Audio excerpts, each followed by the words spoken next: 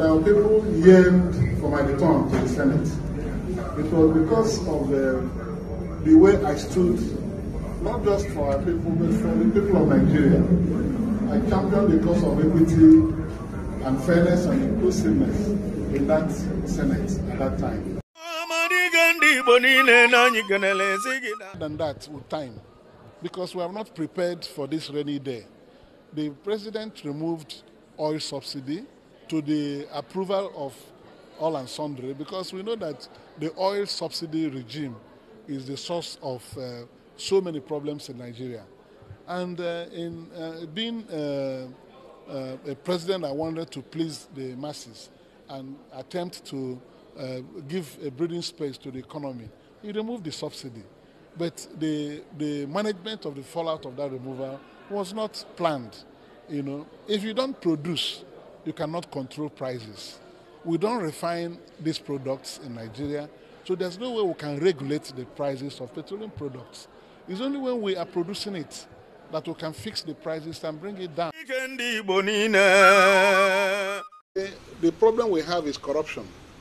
Corruption has eaten deep into our fabric, that people who are directors in many agencies of government are taking this country for a ride. They know the correct things to do, but because of their pecuniary interests, they sabotage the local efforts being made in this country. Because how can a responsible Nigerian not see through it that very simple thing that can be made in Nigeria, you have recourse to international procurement? You cannot do that. If we continue to do it this way, this country will never become anything. I know that before the war, Japan was rearing its head up. Things made in Japan were rejected in the Nigerian markets. Japan. Today, Japan is a world power, both in technology and everything. So this meter we're talking about, 70% of the content can be sourced locally. Plastic. The cover for these meters are plastic. And they can make these plastics here. The electronic part of it, the meter, is just about 20%, you know, and they are readily available. They can be outsourced and brought in, and you have a complete meter. So we cannot continue. We just received the list today, and we're expecting to see the people come before the Senate for screening. They will answer questions, lots of questions, because these ministerial positions are not for patronizing people. We are looking at those who will be able to serve the Nigerian people. There's so much suffering in the land, and anybody who will come to head a ministry must be somebody who will apply himself humbly to the needs of the Nigerian people, so that will help the government to alleviate the sufferings of the masses of this country. We pray and ask Nigerians to be patient with the level of hardship they're experiencing in Nigeria today. The government is in transition, and the new government is down there, and the National Assembly has been inaugurated. We're just taking a short break. We will reconvene on the 4th of July. And when we resume, I assure you it will be a beehive of activities. Because most of the people I found in the 10th National Assembly are people who will work for the Nigerian people. I feel that we are here with you to visit this erosion site. This place is a section of the Onitsha-Owerri expressway. You can see where we are standing now is already a deep gully, and is one lane of this expressway. This lane has gone down completely at this section, remaining only one lane the other side. And if you look at this place, you will see the threat to the other lane, because in a very short while, this place will collapse into the remaining lane. And this expressway will completely cut off. Vehicles will not be able to come here anymore. There is no guarantee that that other lane will survive another 2 weeks from what we have seen here. We've seen the depth of these gullies, the collapse of the other remedial works done in the past. So I think this place is beyond even the state government to control. Because right way down, even factories behind here, some of them are already collapsing inside there. Like this cabinet chief, Ichie Okon of OFR. His factory is down there, and he just pointed at it. Nobody is sure how long that factory can stand there, unless an emergency work is done. This place is a major gateway to the east of Nigeria. The second major bridge is just down there.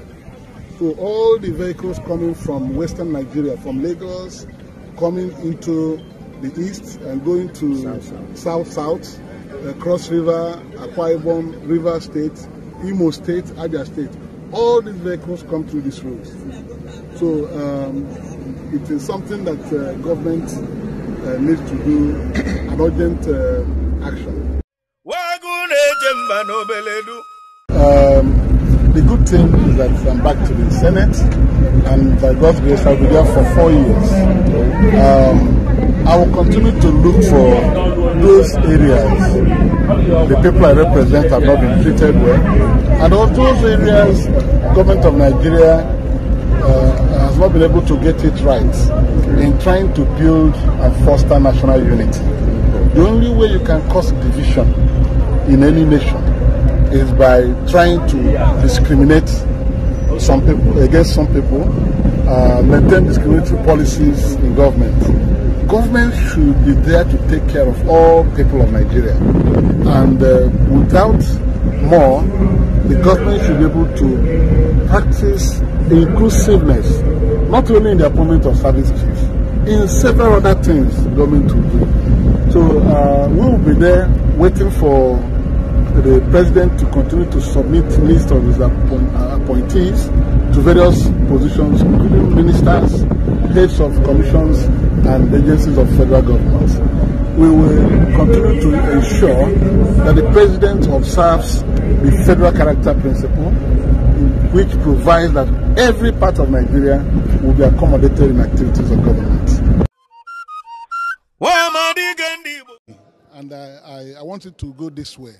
Is that everything that comes to this Senate, we try to come together and avoid crisis and controversy. Even Senator Tambuwal, you said was speculated to be, he came, tried to make a case in the end.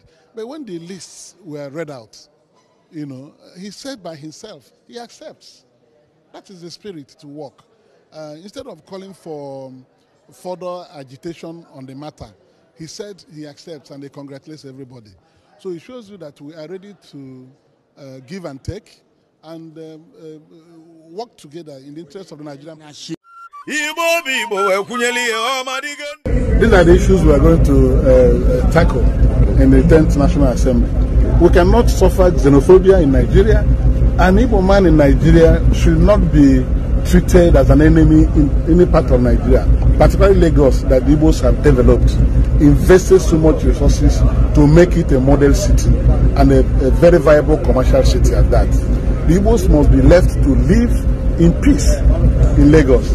Even this platform that has been appointed the United Nations mayor for world peace is a platform with which I can engage the people of Lagos, including the government of Lagos State, but particularly the president of Nigeria. When we go back, we are going to tackle this issue. No Nigerian should be discriminated against. There's nothing like xenophobia in a country. The Igbo suffered xenophobia and other foreigners suffered xenophobia in South Africa. But it's not in your home state, in your home country, in your nation. It cannot happen. We're going to tackle this very seriously, and I'm sure by the time we begin to engage the authorities, the government will move immediately and put an end to it. Thank you very much. And the interest of Igbo people will do this in the time of God. No one from any one. I don't people. You don't have another people. I don't know that. Don't care.